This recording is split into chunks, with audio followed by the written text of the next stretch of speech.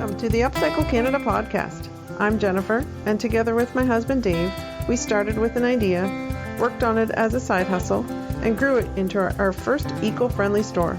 At Upcycle Canada, we repurpose, refinish, and reuse discarded items, giving them new life. Sit in on the conversation as we continue to grow from a small side hustle into something much more. Special guests will drop by and share their journey with you as well. This is the most eco-friendly small business podcast in your favorites. This is Upcycle Canada, where yesterday's items are reborn. Let's do this. Hey, it's Mike Whiteside with Black Dog Salvage. And Tay Whiteside. And we're on the Upcycle Canada podcast. Hey, good to be here, eh? Wow. Good to be It's here, like- eh? Hey, I feel like you hoser. we need to do this entire podcast recording standing. Yeah. Because we are in the midst of greatness. Yeah. Oh, Oh stop my it. Very God! Yeah, happy. geez, if I left my crown at home, for God's sakes, it's we're not all that. We did have a show for a while, but we've been in business 22 years. We try really hard. We're really good triers. Yeah, That's good effort. that's our accolade. Yeah, it's not for lack of effort. We always said, No. we put it in whether we fail or not. In fact, probably too much effort. Sometimes you don't know. Yeah, right. When is too much too much? And, They'll tell you. We figured it out. So we have been watching Yeah. 11 seasons of you gentlemen That's right. and your team. So you're the ones, Great huh? team. Yeah. Yeah, we heard some. Going out. We are the We heard ones. somebody watched the whole thing. These are our last two fans. Man, This is it. This is it. is this our swan song? No swans could say. Well, what did you? Yeah, well, thank you for that. It's always good to hear that folks kind of watch it and kind of follow it and also inspire by it because of saving stuff and then recycling, upcycling, repurposing. That's kind of everybody thinks it's rocket science. It's really not. It's just having something that makes you passionate, and you see the value of it, of something old being kept out of the landfill. And Mike, that's what I liked when I watched the videos of you, of your team coming into a building and you start taking apart the building. And it's almost like you find a building inside the building that was repurposed hundreds of years ago.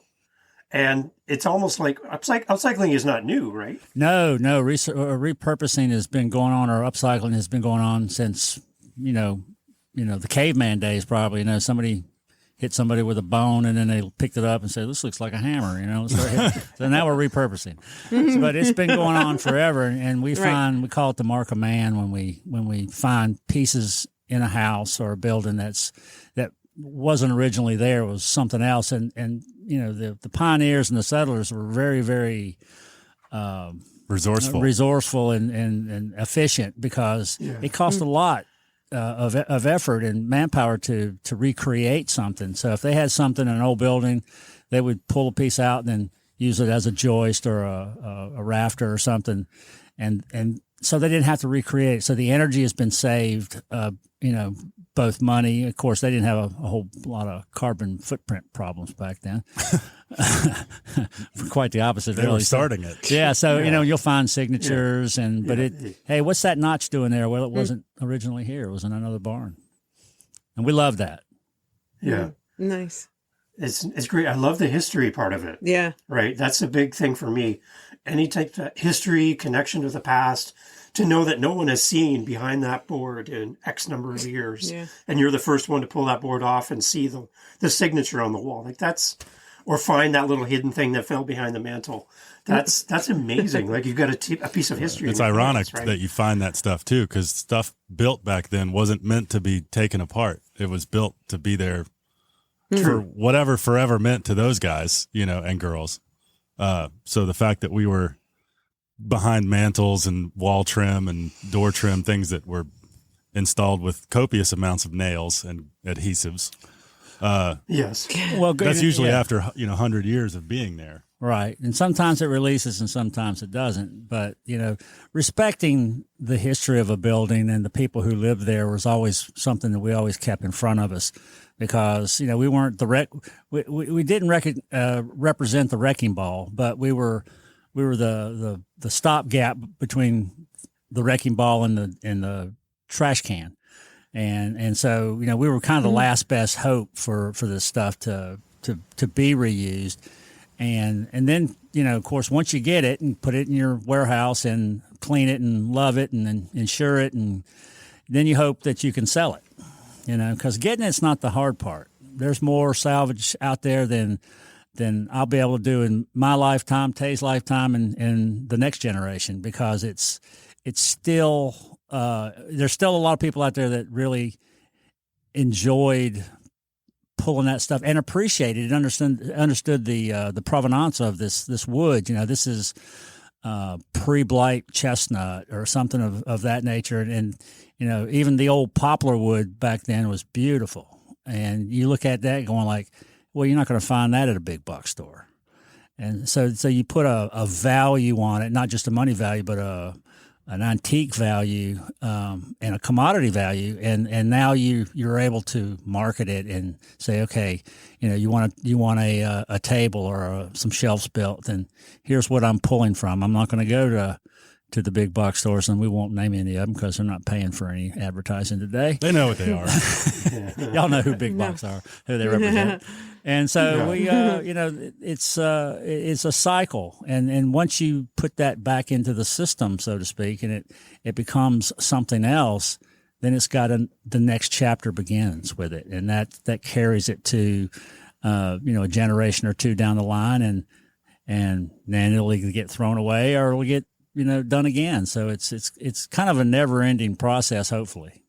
It's awful poetic of you, man. Well, I do wax poetic every once in a while.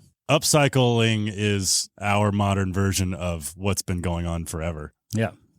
And people like you guys at Upcycle Canada and here in Roanoke at Black Dog, it's part of the greater awareness, I guess. People have to turn to people like us to learn how to upcycle and why you should upcycle and other ways to upcycle. So keep upcycling. And the value of it. That's, people used to think, well, I can't believe you're asking that for that piece of wood. And I said, well, let me explain a few things. I used to get up on my soapbox and preach a little bit, but I've gotten a lot tamer these days. And I said, well, I hear that Walmart's going to have a truckload of this stuff coming in next week, so I would hold off for that. And they don't really think that's very funny, but it's the truth. You can't find this stuff. And if you can, somebody has taken it out and spent the time, the money to do that. And one thing our show did, it showed what it took, blood, sweat, and tears just to get a door out or a window or something that is part of the contract that we put together. And that really opened people's eyes to the process. And even if I'm jumping in a dumpster to get something, I jumped in a dumpster. And I love jumping in dumpsters. Get me wrong. Before the truck comes, and we've done, I do my fair share of it. I don't do as much as I used to because sometimes I can't get out.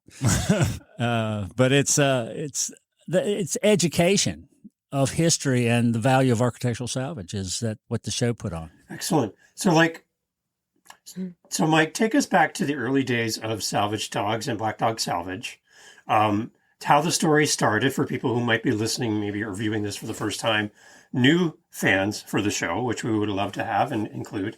But take us back to the early days and just kind of how this all started so that people can kind of get a sense of how this began. Well, my wife and I moved up to Roanoke with our two little kids. Tay was 4, I think, maybe. Anyway. Something like that. And I didn't have anything to do. I was a professional yacht captain by trade, so I was running all over the world, and I wanted to settle down a little bit. And we ended up here, and I need a garage built. So third hand, I got Robert Kulp, who is my business partner now in Black Dog. And basically, we had a lot in common, both former Navy and just love the antiquities. And I don't know why I said it, but I said, I'm thinking about starting a salvage company. He told me about a house in its 11th hour, probably one of the best houses we've ever done. I had a truck, I had a forklift, and we had a little building we were renting to show it. It was a failed business that we were doing. So we had the components, and we had a black dog. So we bought the salvage.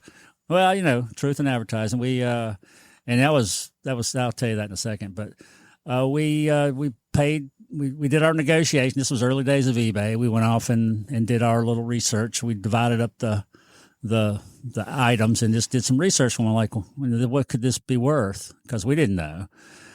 Came back, offered $7,000, I think, for the house, and the guy took it. And we had 3 weeks to take it out. Take the whole house if we wanted, but it was coming down.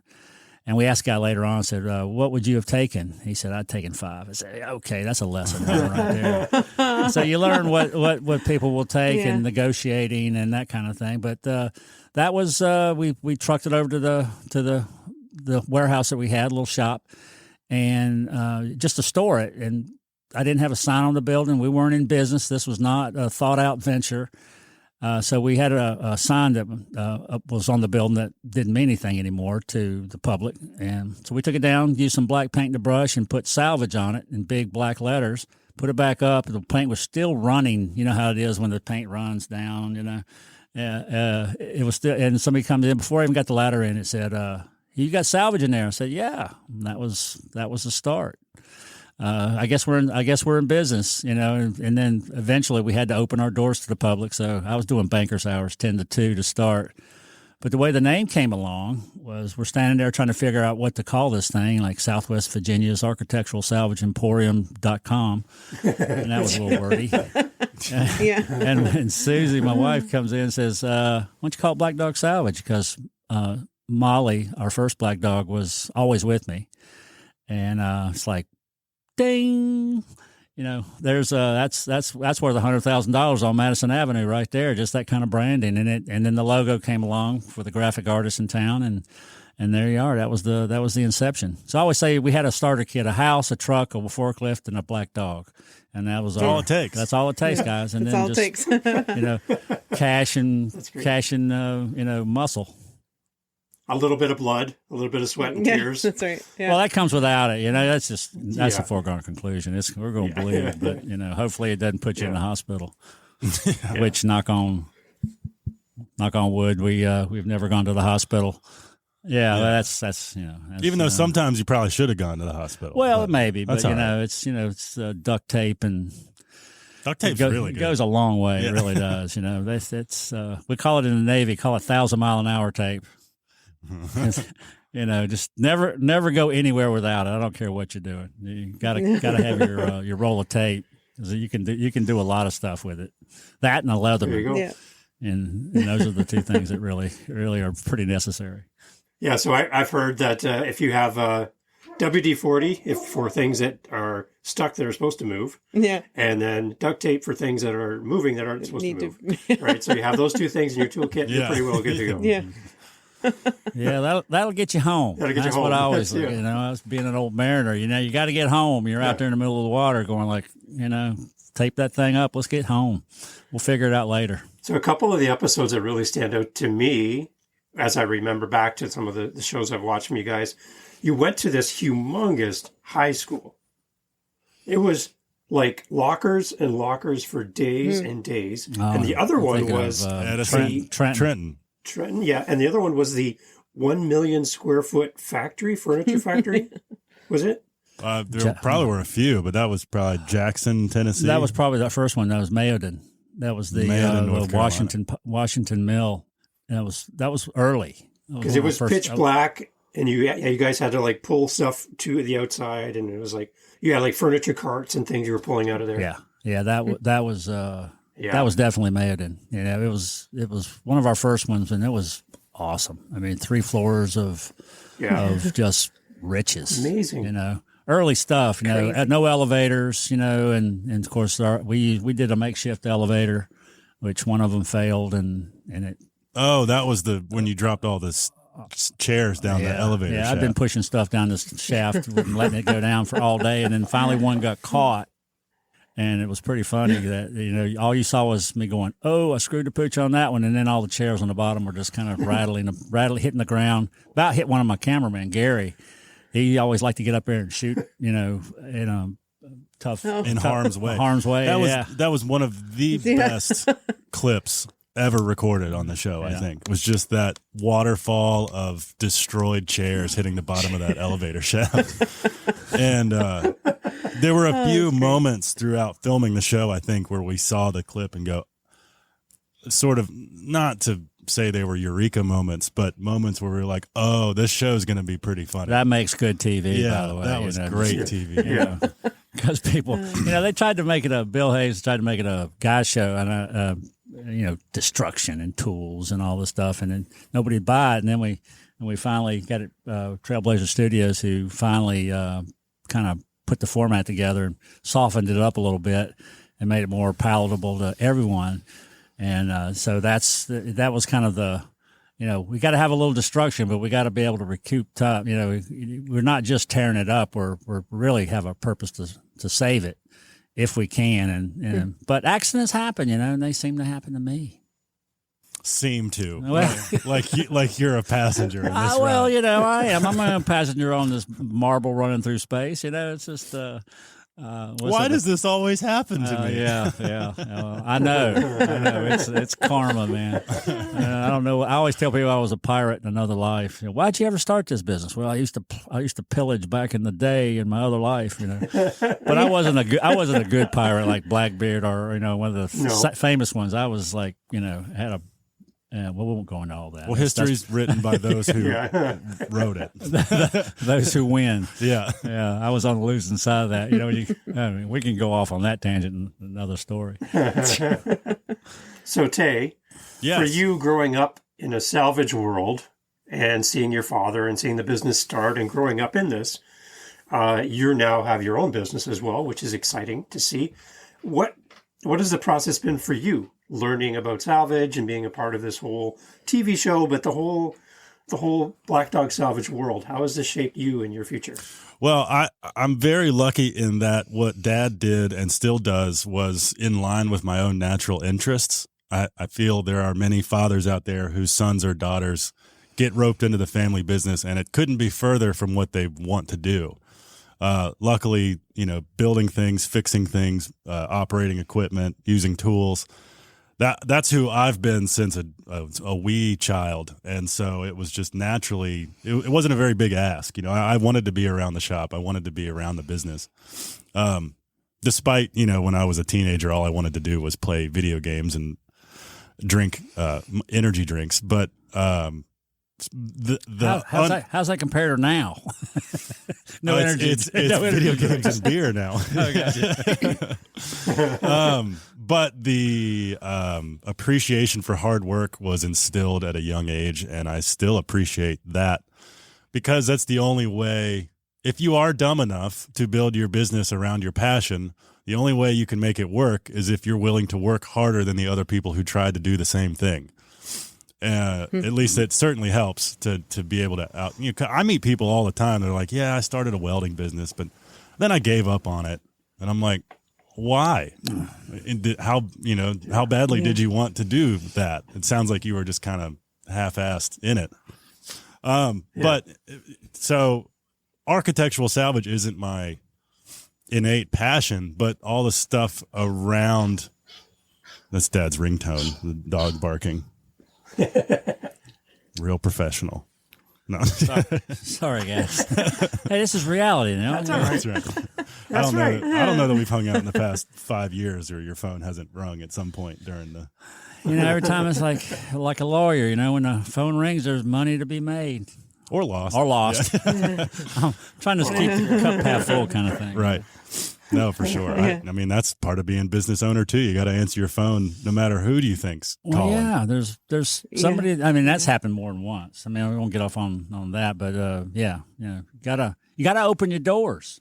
Mm-hmm. Like Tay opened his door for his business. You have to have. If you have a business, you got to be accessible unless you got a government contract. You're beholden to the public to come, sing your praise and give you their money. And that's what, answering the phone is, hey, I'm out here. What can I do for you today? That's right. Let's create something. Well, and that Black Dog is a retail business, meaning people can just walk in anytime. I 2 years ago, officially, and a little longer than that, started my own custom metal fabrication studio in downtown Roanoke, but a few minutes away. And I'm not necessarily open to the public. It's really just a shop with an office. So walk-ins are not the norm. And of course, I'm on social media heavily and YouTube and all that. So that's where a lot of my business comes, is just email and phone calls. And I might meet with customers to see exactly what they want me to build, but then I'll build it and then deliver it to them. So I don't have to deal with the general public very often, which is by design. Yeah, retail's tough. You guys got a retail location, right? Yeah, that's right. Yeah. Right. Y'all are open to the public? Yeah, we are. And actually, how's it going for you? How's that working for you? Well, before, because we'd been in business kind of doing shows and events just, outside of the home in different cities in the neighborhood, and since 2014. And then people started calling us and messaging us saying, when can I pick up this, or where can I find your location? When are you going to be at the next show? And we realized, like, people starting to shop in our living room, and we're like, okay, something needs to change. Like, we can't have all these people from all over the neighborhood shopping in our house. So we thought it's probably time to move on and open a business. So and then having the business name too, like for you guys as well, like Upcycle Canada for us is Canadian wide. Like, we could go anywhere in the country. And even for Black Dog Salvage for yourselves, it's very neutral. It's something you can move around the country anywhere. You're not stuck in one city or one location for that reason. So, but I know, like, I've never been a fan of naming the business like, Roanoke this or Ontario that, or, because it definitely pigeonholes you. Yeah. Not that I have, right. I don't think either of us have the intention of moving anytime soon, but it's just everybody does that, and Roanoke is called the Star City. So here we have Star City Coffee, Star City Fabricators, Star City Roofing, Star City this. I don't know. Just think a little longer about your business name. We fought the salvage word for a long time. They were salvagers were considered junk dealers. And, people still call you guys all the time looking for old car parts. Auto parts. Yeah. So we'll have fun with that. But, it's honesty in what you do. Salvage is what we do. Black Dog is our identity. So upcycling is yours as well. So, don't make it too confusing. We used to do billboards back in the day. And everybody's going like, we get all this text. And I said, nobody's going to read that. Put up a Black Dog logo and say big. And then somebody's going, well, what's that all about? There's a number, and or a website, just keep it simple, stupid. That's the in advertising, you can look at the campaigns that have been successful, and usually they're pretty simple. Is just get their attention, and then of course you have to close a deal and create a reputation of being a reputable business person, which, there's obviously people out there that will probably beg to differ with you on my side, but, it's the world. You can't please everybody. And as soon as you learn that, you're ahead of the game, because you're never going to make everybody happy. Never. If you do, then I'd be suspect. I like how you have giving salvage a new life. Like, that's kind of what you guys, because your name with salvage, we often say yesterday's items reborn, sort of, instead of it being a trash or, garbage theme. It's something that was something yesterday is now being reborn into something new. And it's the same thing. It's salvage. It's taking something and repurposing it and upcycling it to give it a new value and a new identity. So that's kind of where we've always sort of based our reasoning and why we do what we do. And along with making stuff, I know you guys do custom work. Do you guys have something that's kind of one thing or a few things that stand out to you? Because we get a lot of custom orders too, which are quite unique, even just by a photo. And if you guys have something kind of that you've often be like, yeah, that was the best thing we've ever made. Like, do you have something like that? Well, the best thing that we've ever made is the stuff that made money. Because we've got a couple out there going like, well, that was an interesting piece, but for sure, how romantic. I know. I'm starting to channel Robert here, because he's going like, I love the one that we made money on, Yeah. and because it paid the bills, and of course there's. Gosh, in 20 years, 22 years, there's been a lot. Tay, while he was here, and still has been key in putting stuff together and being a part of the process. People want to know these days because the stuff's not cheap. Let's just cut to the chase. We're not buying garbage. I buy garbage. I sell treasures, and that's just a tongue in cheek kind of thing. Going like, I'm going to buy. I'm going to buy this. You make your money on the buy. So if you get it right for free or a little bit above that, and you can sell it for a sizable markup, then hey, you get to play again tomorrow, and that's you just kind of change because there's no. And we're not a nonprofit, which, going back on the history of our company, we probably should have been, because, the laws, tax laws are written for, nonprofit companies.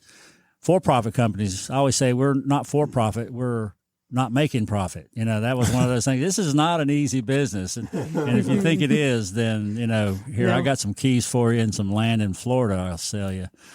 Because it's really it's really hard, and it's hard. I say it's easy to get, but the cost and regulations of doing what we do, just on the basis of and the simple basis of it is it takes time and money, and you hope that we're still here after 22 years. We obviously did something right. And that's what I'm hoping for Tay. He's 2 years into his new company, and I'm hoping he's got 20 plus years in that. But you never know what the future holds for anybody. You guys too. Y'all are right. Y'all are setting a trend, and a trend is really sustainability. That's what people want. They want to know if they're buying something that it's safe from the landfill, and they love the story.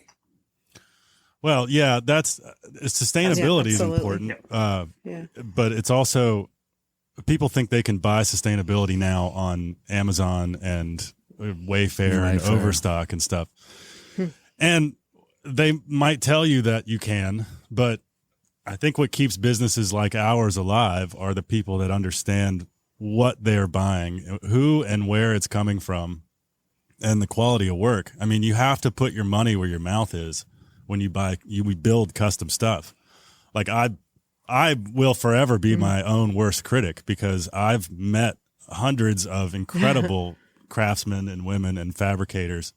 And I know that those are the people that I want compliments from. It's fairly easy when you're good at building stuff to impress the public. And there's some people that are good and are happy enough with that, just making people go nuts on Instagram or whatever. But that's nice. But the best thing for me is to meet someone else who builds custom things for a living, and they see what I build and go, oh, that's awesome. How'd you do that? That will forever be my goal as a craftsman. Like, if Dad sees something I build, because he's really good at building stuff too, and he's impressed, then that means more than 1,000 likes on Instagram. And then, so that's the passion, the romantic part. But then, of course, you have to figure out, as Dad says, how to make it ring the cash register. And so, I don't know forming a business around your passion is one of the quickest ways to ruin your passion. You like doing it before. Now you got to make a living doing it. That's a completely different story. Yeah. But and Dad was very cautionary to me about starting a business, and I didn't want to hear half of it because I am stubborn, but he's right. And it's unfortunate that chasing your dreams is a road filled with so many roadblocks and challenges. But I don't know, how passionate are you? It's like a test. It's a test of your passion. It's not collecting a paycheck, that's for sure. It's doing something that you don't mind waking up every day to do again. And that's worth a lot. We're not working in a factory. Every day here is completely different. I mean, obviously there's some common threads that continue every day, but walking into the shop and watching a progress of a piece that's been created. And we've got some great craftsmen. I've got a crew now that, I don't have to be a part of it as much as I used to be. I can kind of be the old grandfather walking around going like, yeah, in my day, this is what we used to do. This is what'll happen. Okay, yeah, Grandpa, go get a milk. And then come back going like, hey, you were right. And I say, yeah, old Grandpa was right, wasn't he? Yeah. So it's a respect thing, it's the age thing. And Tay, like he said, he didn't want to hear a lot of it. And I'm going like, okay. Yeah. It's I'm not paying for it. So there you go. And, and then now he's in business and he understands what it takes. And that's the truly a key of being in business is understanding that everything counts. And, whether it's just turning the light switch on or paying your rent or, buying a new tool that just broke, it's all cumulative. And it's the economics of it. You can play the romance all you want, and that's the fun part. But the fundamentals of business and, less out than in, and, or more in, less out is just the flow of it, the cash flow of it. They gave me a hard time one time. Cash flow, what is that? I said, that's just money flowing, man. I'm going to pay this guy with the money that this guy gave me, and then I'm hoping I break even at the end or make more.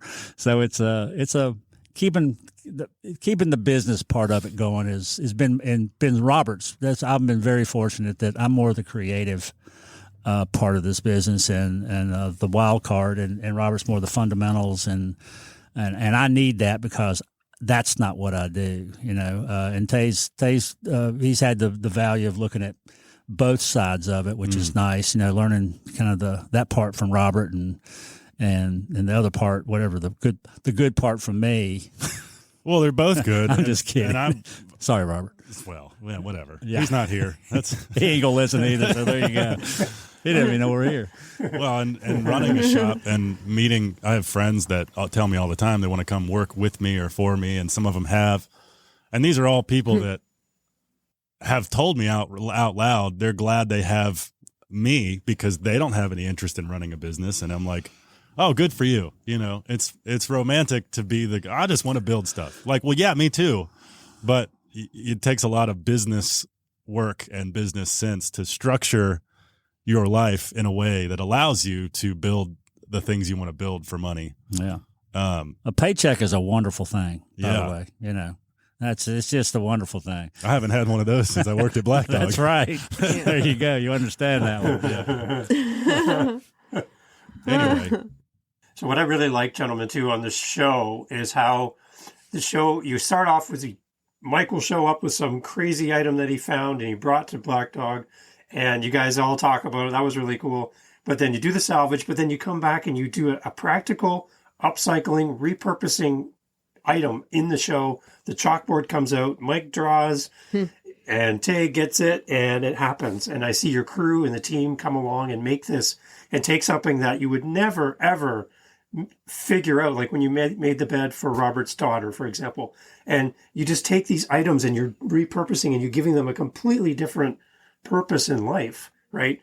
That's what we as Upcycle Canada, we're like taking notes, and we feel like we're in school with our teachers because we're getting inspired by what you're doing and the fact that you're thinking about how can I take this door? It's, I've got 100 doors, 300 doors. What can I do with this door, right? And you're repurposing and giving it a completely new meaning. And that's what inspires us. So I love how each episode is kind of structured around that premise and that visual of seeing you recreate something together. And I love the combination of metal and wood as well. Yeah. It's not all just wood. It's not just all metal, but you blend them really well together. And it's awesome. It's kind of, we're not inventing the wheel here, and a lot of people have done it. And of course, I'd be lying if I say I didn't surf Pinterest and get some ideas. Oh yeah. But that's okay, because truly there's no original designs anymore. It's just rehashing old ones from the Romans and the Greeks, and we're still copying and using those designs and morphing them into common day. And there's I'd like to think that I'm an original, but I'm truly not. I'm just I see stuff. I mean, I always say I don't see dead people, but I see dead salvage all the time. And hey, you got some dogs there. Yeah, you can hear them. That? Yes. Yeah. Yes. They like to. That's awesome. Yeah, They like to talk while we're Yeah. recording, so they're barking at the mailman, I think. At the Sure, moment. it's perfect. It's perfect. But that was the most.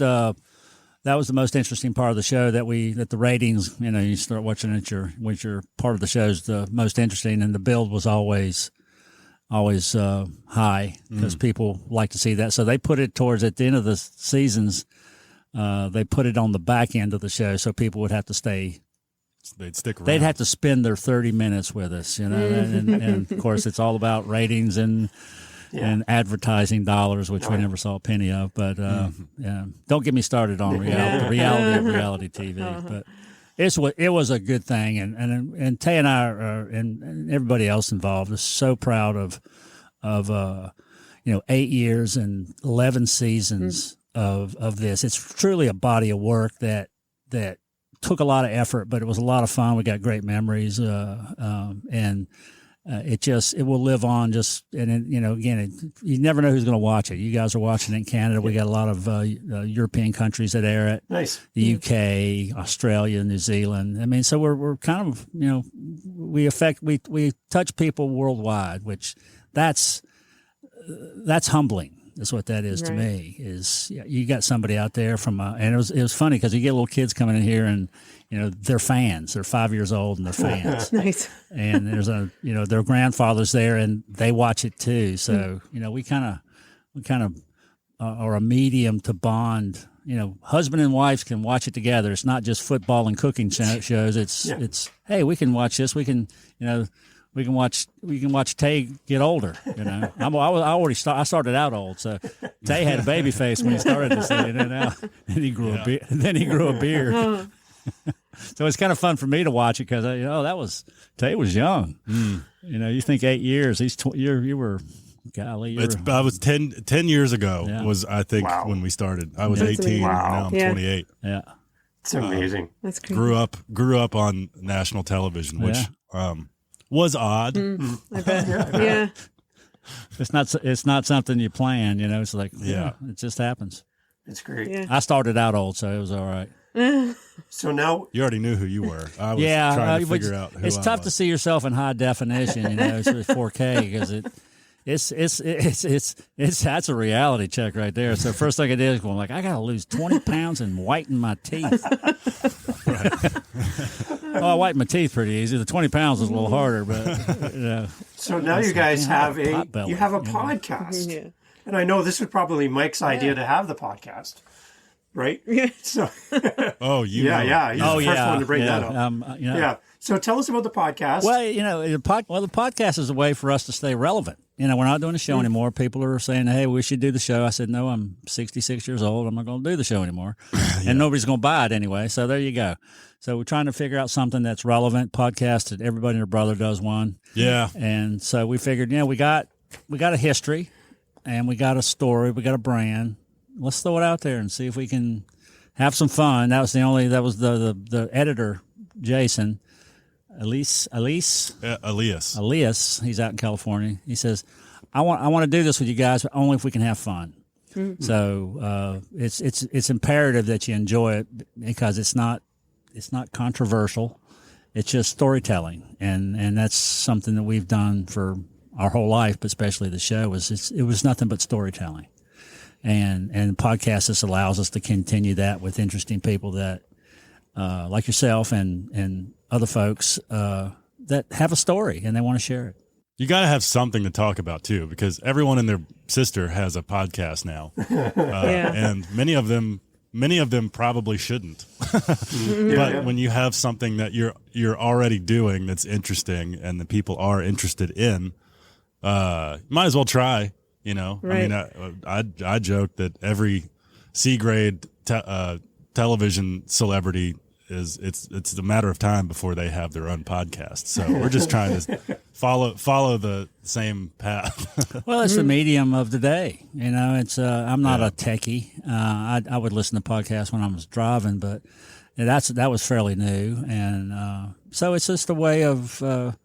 Mark Bowe told me one time with Barnwood Builders, he says, "I'm just trying to stay relevant, Mike," and that's true. You know, and what I did when COVID started, I did this thing called the Daily Dog, where I just walk around and talk about stuff. Hey, we're doing this in the shop, or this just came in, or just trying to stay in people's top of mind thought, and not that we're a primary thing, but when they're wanting to buy something or when they're wanting to sell something, then they think of us, and if not us, then somebody like us, like you guys are. So that's part of it. But at the end of the day, it's all about, as Tay said earlier, just keeping the money flowing in and keep the cash register ringing and making stuff. And that's the making stuff is that's the fun. That's really where Tay and I kind of have planted our seeds, and we're really having a good time, and y'all been able to enjoy it too, which is fun. It's great. It's great. And this TV show is still on reruns, I guess. We can see it here in Canada on Apple TV. There's some YouTube clips here and there we can see as well. But for American listeners, we have American listeners to our podcast. It's still in reruns on DIY Network. Is that right? Yeah, I think so. Well, DIY doesn't live anymore. Okay. Yeah. It was consumed by the Magnolia Network. Oh, it doesn't live? Okay. All right. But that's all part of the Discovery umbrella. So you can watch it. I have Discovery Plus through Amazon Video. I think you can get Discovery Plus on any sort of streaming device. And so the whole catalog is out there for streaming and download and stuff. But if you still have traditional cable, I think there's reruns all the time still. Yeah. I don't know what, you'll have to check where the Magnolia Network is. When DIY was still going, the guys say, they put you guys on at 4:30 in the morning. I said, what are you getting up at 4:30 in the morning for? You got an upset stomach or something? I mean, I'm not even thinking about it at that point. I'm still in REM. But they would record it, and so it's still being shown, which is a plus for us, just because there's a lot of people out there in the world that haven't seen it, and people are discovering us every day, and through that medium, and it's like the work's been done, and now it's paying off more. And some people say, I binged 11 seasons. I said, "Oh my God, you're never going to get that time back." No. 11 seasons straight. I mean, I haven't even calculated, but that's a lot of time. That's a lot of time. They were 22 minutes long. That's without commercials. That would be quick math. 143 episodes, 20 minutes of Salvage Dawgs an episode. So 2,800 minutes. Okay, somebody did the math. Yeah. Wow. There you go. Yeah. That's some fine ciphering there, boy. Yeah. Well, we would love to get up to Canada and see you. We'd love to get up to Canada and see you guys. Yeah. We've got a product that you guys might want to carry, and we're working with the Canadian Economic Development right now. It's our furniture paint. And little shameless plug here. We built a line of furniture paint.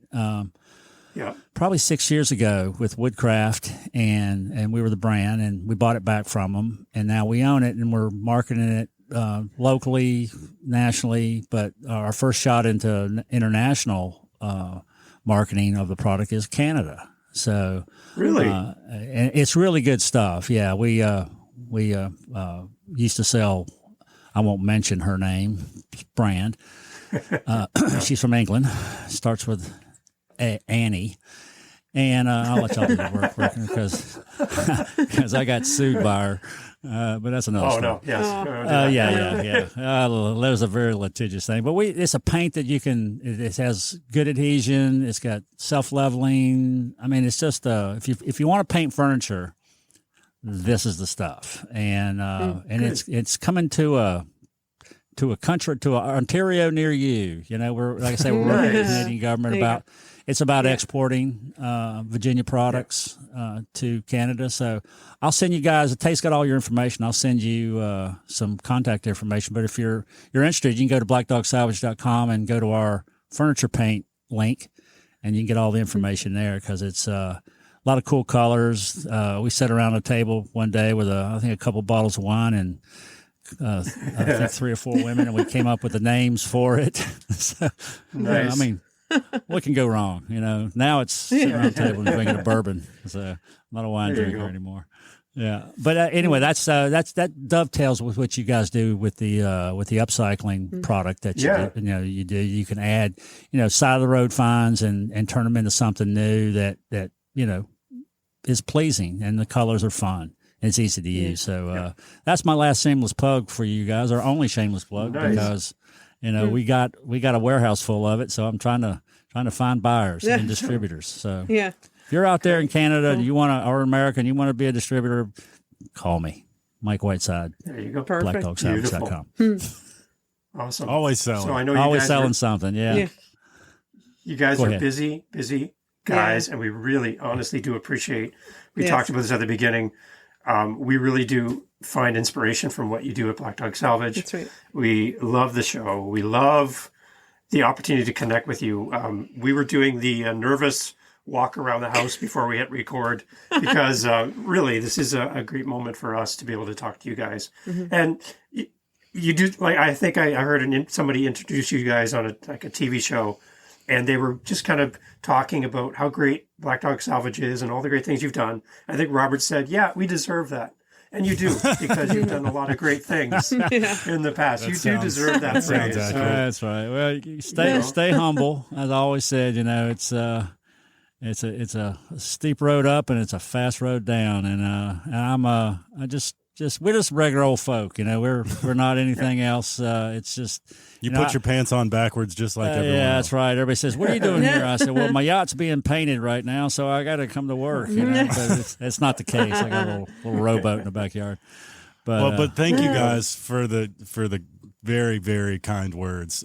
Did you ask everything? Did you get out everything you wanted to get out? I feel like think we are more than happy with this. I just like the fact that with what you've done over the years and where we're headed to, and just when people hear, I think that people get inspired, and it helps people realize if they can do it, or if one person could do it, why not? I think it's what we're doing for upcycling in general, and just getting the word out inspires people in general to start their own thing, whether it be with wood or textiles or whatever. So I think it's great to be that inspiration for someone else. So. Well, remember too, it's all about having fun. It's an enjoyable thing, and that right there in these days and times is worth gold, the weight in gold. It's really important that people understand it.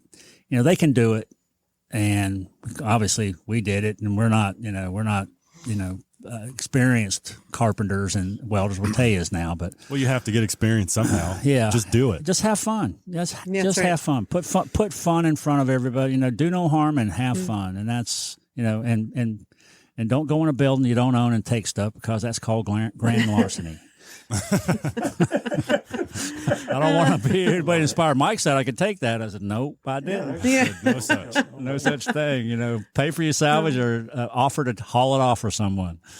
But it's been great talking to you guys, because it's just awesome. Like-minded individuals, and you're north of the border of us, and we appreciate you guys holding down the northern flank. Come on up. We'll get you some Canadian beer, some maple syrup, and a beaver tail. Okay. Yeah. I need the hat. I need that, the beaver tail hat. That's right. That's it. Yeah, the Canadian beer, Black Blue and Molson's. That's the two beers I know. There you go. There you go. Yeah, maybe we can find a hockey game somewhere. I want the poutine. I'm coming back for the poutine. That's right. Poutine, yes. There's no one here that sells poutine, and I think we should. We did Christmas in Montreal one year, and we all came back going, we need to start a poutine restaurant. We call it gravy where I'm from. Go.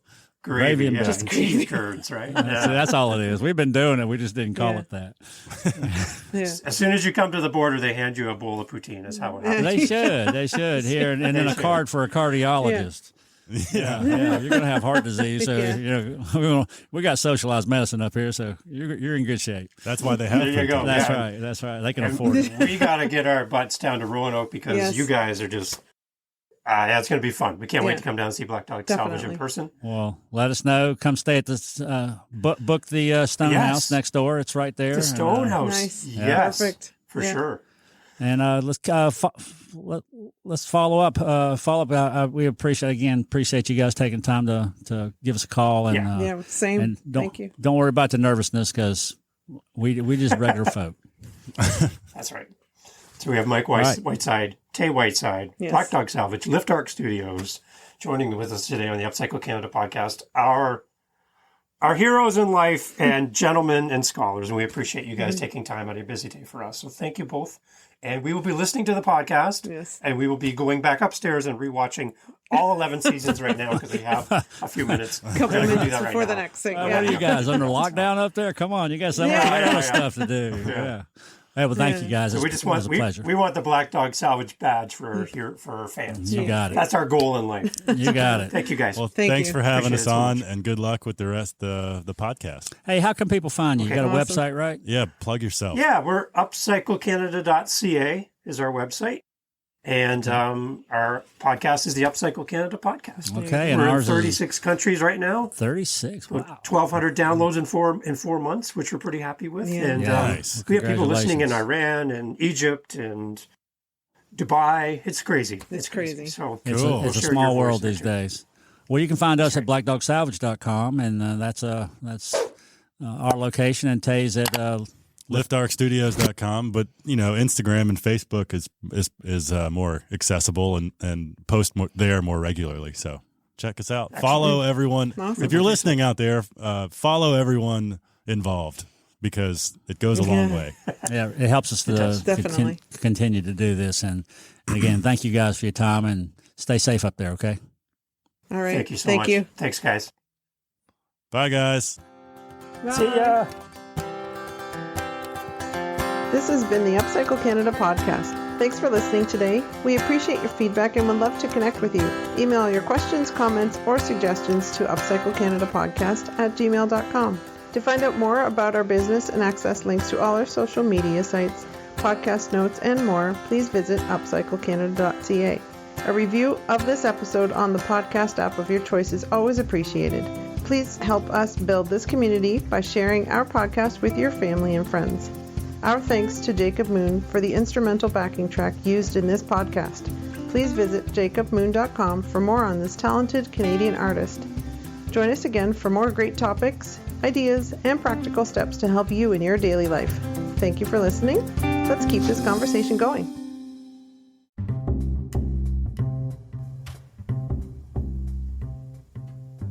Hey, this is Dave. You're like, what's this music? I thought the podcast was over. Well, it is. This is actually an ad. Oh, you're like an ad. But this is different. This is for another podcast called, ready? Dad Space.